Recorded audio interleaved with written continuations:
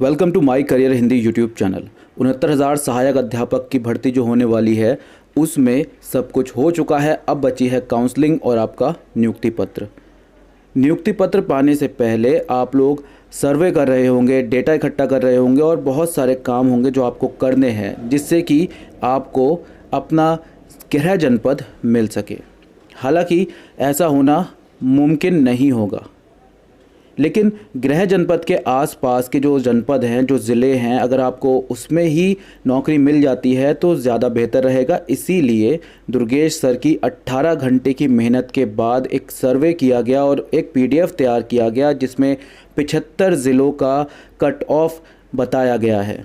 ये एक अनुमानित कट ऑफ है जो कि एक महा सर्वे के अनुसार किया गया है। यहाँ पर आपको जनरल, SC, ST, OBC को रख करके देखा गया है और कट ऑफ निकाला गया है। तो यहाँ पर जितने भी छात्रों ने पार्टिसिपेट किया उसके आधार पर सर्वे किया गया है और जो कट ऑफ यहाँ दिखाई गई है +-2 आप मान करके चले, 2 ऊपर या 2 नीचे। यहाँ पर साफ साफ लिखा हुआ है ज़िले का नाम, कितनी सीटें हैं वहाँ पर, जनरल कैटेगरी के लिए जो अनुमानित कट ऑफ होगी वो कितनी होगी, OBC के लिए अनुमानित कट ऑफ कितनी होगी, SC के लिए कितनी होगी और ST में तो जो उत्तीर्ण अभ्यर्थी हैं उनकी संख्या बहुत कम है, तो उनकी जितनी भी कट ऑफ रहती है उनको नौकरी मिल जाएगी। तो यहाँ हम बात करेंगे जनरल, OBC और SC के बारे में। ये अनुमानित कट ऑफ है, एक बार फिर मैं आपको इसीलिए बता रहा हूँ ताकि लोग इसको ऑफिशियल ना समझ ले। ये PNP से जारी नहीं किया गया है, दुर्गेश सर ने जो सर्वे किया था उसके अनुरूप बताया गया है, जिससे कि जो अध्यापक अपनी भर्ती को लेकर के सीरियस हैं उनको डेटा से मतलब है, डेटा कुछ मिले जो कि लगभग सही होना चाहिए। तो यहाँ पर आपने 2+ या 2- मान करके चल सकते हैं। कम से कम उससे आपकी इतनी हेल्प हो जाएगी कि आपका अगर गृह जनपद तो नहीं मिलता है, उसके अलावा अगर आपको आसपास का कोई जनपद मिल जाता है तो कितना अच्छा रहेगा आपके लिए। नौकरी करने में भी आसानी होगी और आपको आने जाने में भी दिक्कत नहीं होगी। कहने का अर्थ ये है कि यहाँ पर जो सीटें दिखाई गई हैं और उनकी जो अनुमानित कट ऑफ है, सपोज़ कोई हाथरस जनपद से है, वहाँ की कट ऑफ इतनी बैठ रही है, जनरल की इतनी बैठ रही है, OBC की इतनी बैठ रही है, SC की। अब आप जिस भी कैटेगरी से अपनी कट ऑफ देख लें। अब आपकी कट ऑफ जो आ रही है, हकीकत में जो आपकी कट ऑफ आई है, अब आप अंदाज़ा लगा सकते हैं कि अगर मेरा हाथरस नहीं होगा तो मेरा किस ज़िले में हो सकता है, वो आप देख सकते हैं, अपने करीबी ज़िला आप देख सकते हैं। तो इससे एक अनुमान आपको मिल जाएगा। काउंसलिंग के समय आपको 75 ज़िले भरने। अब आप ऐसे ही तो 75 ज़िले कुछ भर नहीं देंगे, कुछ तो आपको रिसर्च करनी ही पड़ेगी, कुछ तो आपको अंदाज़ा लगाना ही पड़ेगा। अब अंदाज़ा लगाने की बजाय 18 घंटे की इस मेहनत को अगर आप देख ले, कुछ अपने हिसाब से अंदाज़ा लगा ले, तो आपको सही जनपद मिल सकता है। बहुत दूर जाना नहीं पड़ेगा आपको। अपने 75 ज़िले जो आप भरेंगे तो उसमें आपका निकटतम ज़िला आपको मिलने के चांसेस और ज़्यादा बढ़ जाते हैं।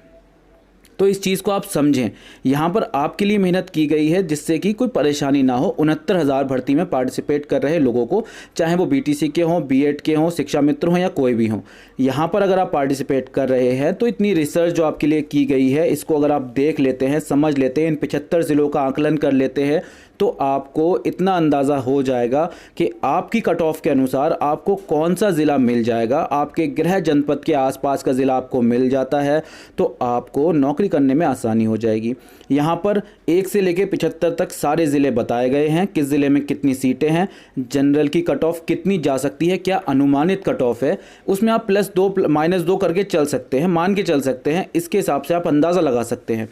यहाँ तो पॉइंट का भी फ़र्क पड़ जाता है, लेकिन एक अंदाजे के लिए आपके लिए बनाया गया है इस सब चीज़ों को, जिससे आपको परेशानी ना हो। तो ये PDF का लिंक मैं डिस्क्रिप्शन में दे दूँगा, या फेसबुक पर जाकर E-लर्निंग विद दुर्गेश वाला जो फेसबुक पेज है वहाँ जाकर के आपको ये मिल जाएगा, या दुर्गेश सर करके आपको टेलीग्राम पर एक चैनल है, वहाँ जाकर ये PDF मिल जाएगा।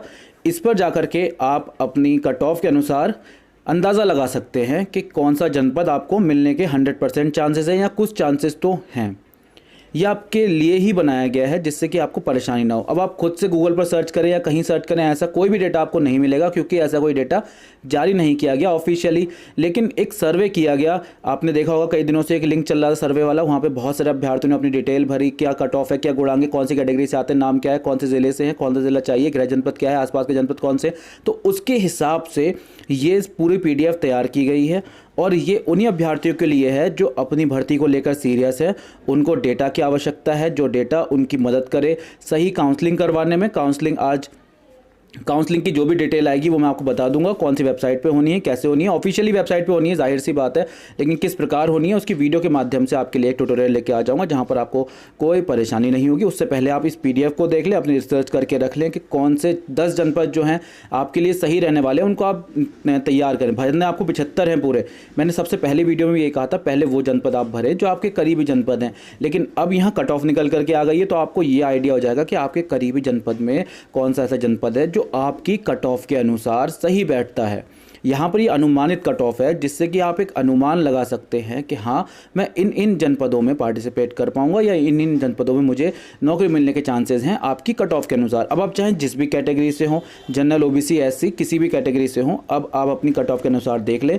लिंक डिस्क्रिप्शन में दे दूंगा मैं, वहाँ से जाकर के आप इस PDF को डाउनलोड कर लेना, अपने नोट्स तैयार कर लेना कि किस हिसाब से आपको काउंसलिंग करानी है। अपने डॉक्यूमेंट तैयार रखें। डॉक्यूमेंट का जो एक पूरा PDF बना दिया था, उसका लिंक भी डिस्क्रिप्शन में दे दूंगा, वहाँ जाकर के आप ये डाउनलोड कर सकते हैं कि कौन कौन से डॉक्यूमेंट की आपको अति आवश्यकता पड़ने वाली है और कौन से डॉक्यूमेंट चाहिए होते हैं काउंसलिंग के दौरान। फिलहाल अब तो ऑनलाइन काउंसलिंग हो रही है, इसलिए तो डिटेल भरनी होगी। डिटेल ऑलरेडी आपकी सारी होगी परीक्षा एवं प्राधिकारी कार्यालय में और ऑनलाइन, जिस माध्यम से आपने शिक्षक भर्ती में फॉर्म भरे थे। लेकिन जब डॉक्यूमेंट आपके वेरिफिकेशन के लिए जाएंगे, तब आपके पास सारे डॉक्यूमेंट होना ज़रूरी है। जिन डॉक्यूमेंट का आप वेरीफाई कराएंगे, जो डॉक्यूमेंट की डिटेल आपने भरी थी, वही सब होना चाहिए।